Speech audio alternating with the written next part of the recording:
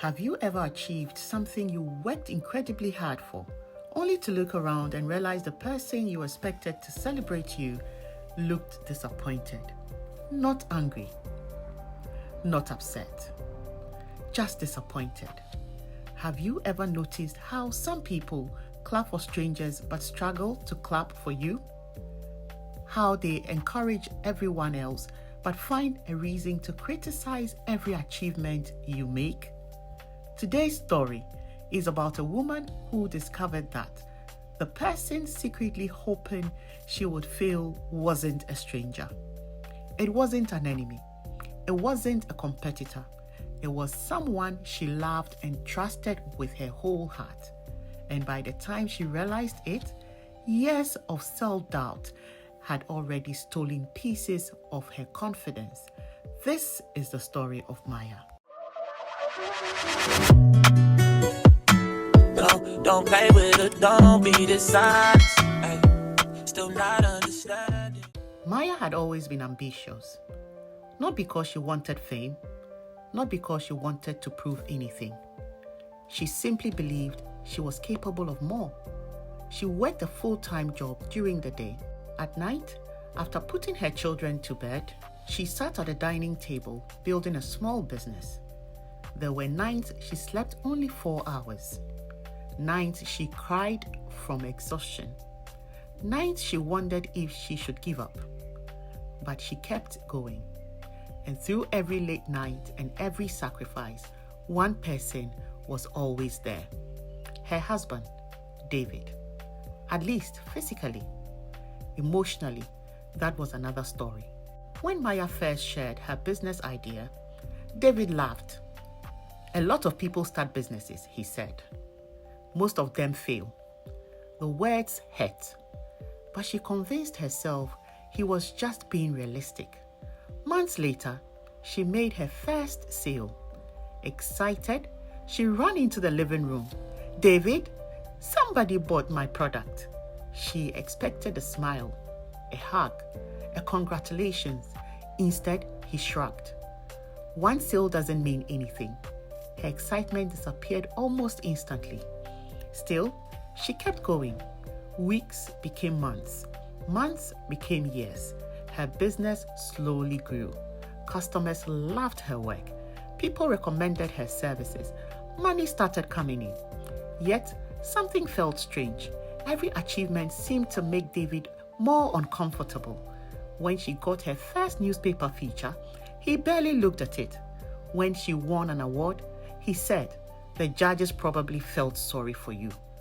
When she reached a major sales milestone, he asked how long it would last before everything collapsed.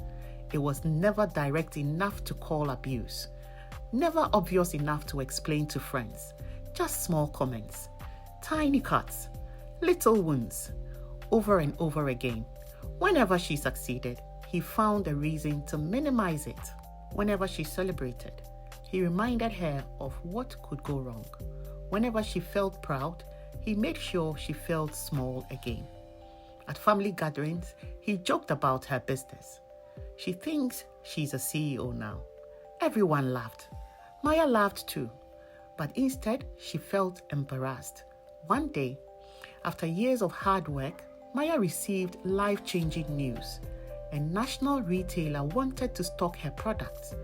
It was the opportunity she had prayed for, the opportunity she had sacrificed for, the opportunity she had spent years building towards. That night, she prepared a special dinner. She couldn't wait to tell David. As soon as he walked through the door, she smiled. "I got the contract." David stared at her. Silence. A long silence. Then he said something she would never forget. "Don't get too excited." Nothing more. No congratulations, no pride, no happiness, no celebration. Just those 4 words. Don't get too excited.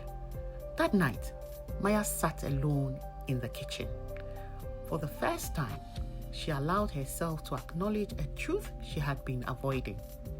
David wasn't worried about her failing. He was uncomfortable with her succeeding. The realization broke her heart because She had spent years believing he was her biggest supporter. Then she began noticing things she had ignored before. How he became distant whenever good things happened to her. How he changed the subject when others praised her. How he looked irritated when she received recognition. How he never posted about her achievements but celebrated everyone else. The pattern became impossible to ignore. One afternoon, Maya met an older woman at a networking event. After listening to her story, the woman asked a simple question. When something wonderful happens to you, who is the first person you hesitate to tell? Maya answered immediately, "My husband." The woman nodded. And why? Maya felt tears forming. Because she already knew the answer. Because she knew her joy would be met with criticism. Because she knew her success would be questioned. Because she knew her happiness would be reduced to something insignificant. The older woman reached for her hand. "Some people love you," she said, "but not everyone who loves you can handle your growth." That sentence changed Maya's life. For years, she thought she needed more success to earn David's support, more money, more achievements, more proof. Now, she realized the issue was never her. The issue was what her success reflected back to him. Her growth reminded him of his stagnation. Her courage highlighted his fears. Her progress exposed his excuses. And instead of confronting his own insecurities, he tried to make her smaller. Because smaller Maya felt safer. Smaller Maya was easier to control.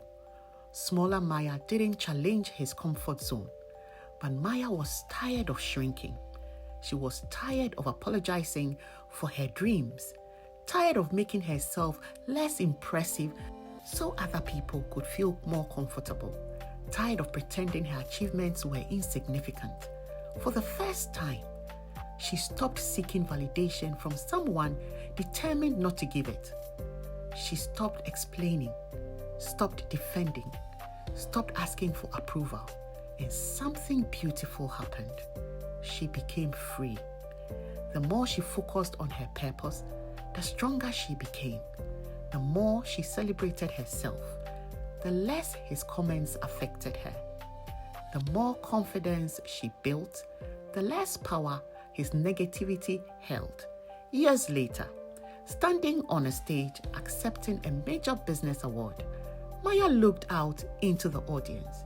She thought about every tear, every insult disguised as a joke, every achievement that had been dismissed, every moment she had doubted herself. And she realized something profound.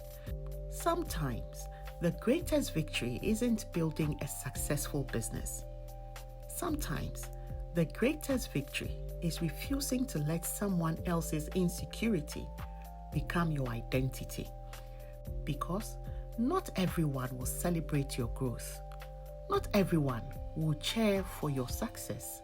Not everyone will be happy when you win. But their discomfort should never become the reason you stop growing. You were not born to shrink. You were not born to apologize for your gifts. You were not born to stay small so others could remain comfortable. And the people who genuinely love you, they may challenge you. They may correct you. They may tell you the truth, but they will never be threatened by your success. They will never mourn your victories, and they will never make you feel guilty for becoming the person you were created to be. Who was the first person that came to mind whilst listening to this story? Have you ever felt that someone close to you was uncomfortable with the success? Share your thoughts respectfully in the comments. If this story resonated with you, don't forget to like, share, subscribe, and follow Podcast with Sheila for more powerful stories that reflects the reality many people live but rarely talk about. and watch out for tomorrow's episode on Mary. Until we meet again, have a brilliant day and bye.